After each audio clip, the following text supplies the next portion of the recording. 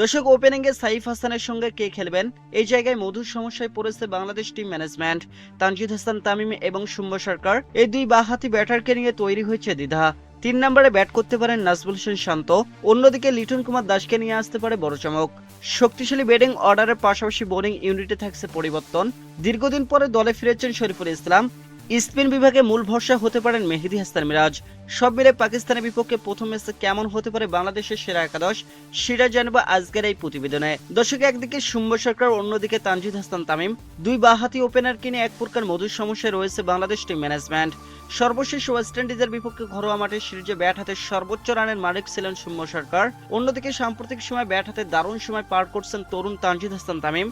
দর্শক, কয়েকদিন আগে প্রস্তুতি ম্যাচে সেঞ্চুরি করে কোচ ফিল সিমন্সকে জানিয়ে দিয়েছেন তিনি একাদশের জায়গা পাওয়ার যোগ্য দাবিদার।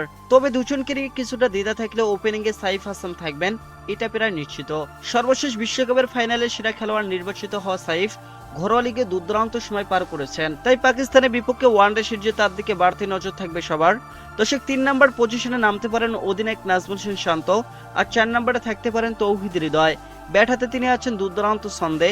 বিপিএলে এক ম্যাচে সেঞ্চুরি করার পাশাপাশি ফাইনালে খেলেছেন 90 রানের ইনিংস, তাই পাকিস্তানের বিপক্ষে সিরিজে স্বাভাবিকভাবে তার উপর থাকবে বাড়তি প্রত্যাশা।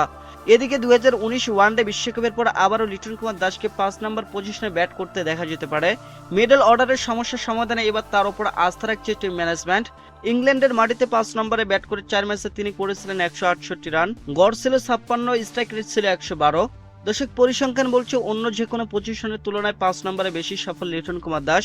তার সঙ্গে ফিনিশারের ভূমিকায় থাকতে পারেন দীর্ঘদিন পর জাতীয় দলে ফেরা আফিফ হোসেন ধ্রুব এবং অধিনায়ক মেহেদী হাসান মিরাজ। স্পিন বিভাগে মিরাজের সঙ্গে বড় নাম লেগ স্পিনার রিশাদ হোসেন। বল হাতে তিনি এখনো স্বপ্নের মতো সময় পার করছেন, যেখানে খেলছেন সেখানে সমানতালে পারফরমেন্স করছেন, তাই স্বাভাবিকভাবে এই সিরিজে টাইগারদের বড় ট্রাম্প কার্ড হতে পারেন তিনি। এই দুজনের সঙ্গে মিরপুর কন্ডিশন বিবেচনায় তৃতীয় স্পিনার হিসেবে খেলানো হতে পারে বাঁহাতি স্পিনার তানভীর ইসলামকে। এখন পর্যন্ত ওয়ানডে ফরম্যাটে মাত্র 9 ম্যাচ খেলে তিনি নিয়েছেন 16 উইকেট, তার ইকোনমি রেটও 4.5-এর নিচে। দর্শক, পেস বিভাগে থাকতে পারেন 2 বোলার, প্রধান ভরসায় কাটার মাস্টার মুস্তাফিজুর রহমান। তার সঙ্গে একাদশে দেখা যেতে পারে বিসিএলের সর্বোচ্চ উইকেট শিকারী শরীফুল ইসলামকে। প্রায় 1 বছর পর ওয়ানডে ফরম্যাটের জাতীয় দলে ফিরছেন তিনি। দর্শক, সব মিলে বেলা যায় আগামীকাল 11 মার্চ বেশ ভারসাম্যপূর্ণ একাদশ নিয়ে মাঠে নামতে যাচ্ছে বাংলাদেশ ক্রিকেট দল। সিরিজের বাকি দুটি ওয়ানডে অনুষ্ঠিত হবে 13 এবং 15 মার্চ। সবগুলো ম্যাচই হবে মিরপুর শেরেবাংলা জাতীয় ক্রিকেট স্টেডিয়ামে।